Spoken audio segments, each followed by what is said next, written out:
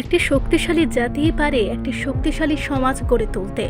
স্বামী বিবেকানন্দ বিশ্বাস করতেন, যুব সমাজের আত্মবিশ্বাস এবং অবদান দেশের ভবিষ্যৎ নির্ধারণ করবে। আজকের যুব সমাজ দেশের এবং রাজ্যের ভবিষ্যতের অগ্রগতির প্রধান চালিকা শক্তি।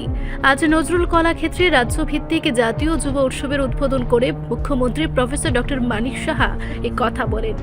অনুষ্ঠানে মুখ্যমন্ত্রী বলেন, জাতীয় যুব দিবস পালনের উদ্দেশ্য হচ্ছে যুব সমাজের মধ্যে রাষ্ট্র চেতনা ও দেশপ্রেম জাগ্রত করা এবং স্বামীজির আদর্শকে তরুণ প্রজন্মের মধ্যে ছড়িয়ে দেওয়া।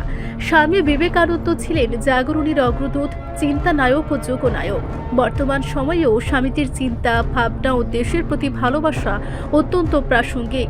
স্বামীজির ভাব দ্বারা আমাদের অনুপ্রেরণা যোগায়। মুখ্যমন্ত্রী বলেন, যৌবনকাল হচ্ছে মানুষের শ্রেষ্ঠ সময়। এই সময়ে নিজের অন্তর্নিহিত প্রতিভা ও শক্তির বিকাশ ঘটে। মুখ্যমন্ত্রী উপস্থিত যুবাদের উদ্দেশ্যে বলেন, প্রতিদিনের কর্মসূচির মধ্যে স্বামীজির আদর্শকে নিয়ে চলার মধ্যেই যুব দিবসের সার্থকতা। তাই স্বামীজির আদর্শকে আমাদের অনুসরণ করার পাশাপাশি নিজেদের মূল্যায়ন করতে হবে। তিনি বলেন, যুব শক্তির সঠিক দিশা দেওয়ার মধ্য দিয়েই দেশের ইতিবাচক পরিবর্তন সাধিত হয়। যুব সমাজ হচ্ছে দেশের মূল শক্তি এবং এই শক্তির সর্ববৃহৎ ভাণ্ডার হচ্ছে আমাদের দেশ ভারতবর্ষ।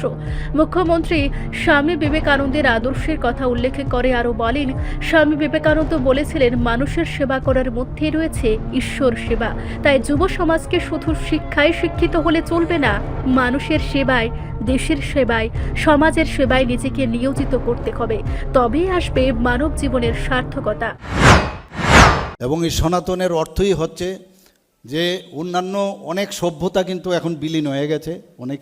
অনেক সভ্যতা এখন মিউজিয়ামে ঢুকে গেছে।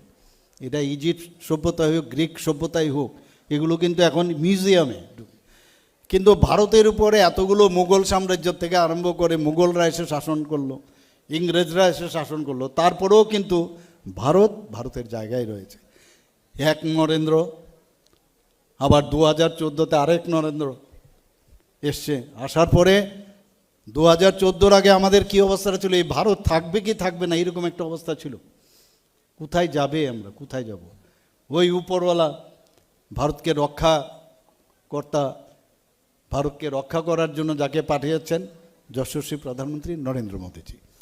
যে কারণে এখানে যারা আছেন, আমি জানি এই বয়সে কিন্তু অস্থির থাকে, তাদের স্থিরতা কম। এই বয়সে স্বাভাবিক সেটা। অনেকে কথা শুনতে হয়তো ভালো লাগবে না, কিন্তু যারা এই কথাগুলো শুনবে, আমাদের যে পথ উনি বিবেকানন্দজি দেখিয়েছেন, মাননীয় প্রধানমন্ত্রীজি যেভাবে দেখাচ্ছেন, সেইগুলো যদি আমরা হৃদয়ঙ্গম করি, তাহলে এই নিউ ইন্ডিয়া, নিউ ত্রিপুরা আমরা তৈরি করতে পারব। কারণ এই বয়সেই কিন্তু যা করা। এবং আমরা দেখেছি মাননীয় প্রধানমন্ত্রীজি এই যে পরীক্ষা পে চর্চা করে কি না, তো পরীক্ষা পে চর্চা কেন করে? যে স্ট্রেস আমাদের, কারণ এই ভয় পেলেই কিন্তু সমস্যা। Stress release. অনুষ্ঠানের শুরুতে মুখ্যমন্ত্রী সহ অতিথিগণ স্বামীজির প্রতিকৃতিতে পুষ্পার্ঘ অর্পণ করে শ্রদ্ধা নিবেদন করেন।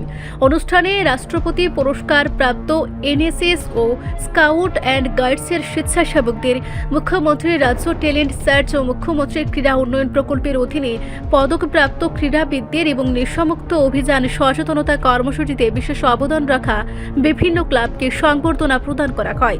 মুখ্যমন্ত্রী সহ অতিথিগণ তাদের হাতে স্মারক উপহার তুলে দেন। রিপোর্ট সংবাদ প্রতীক্ষা।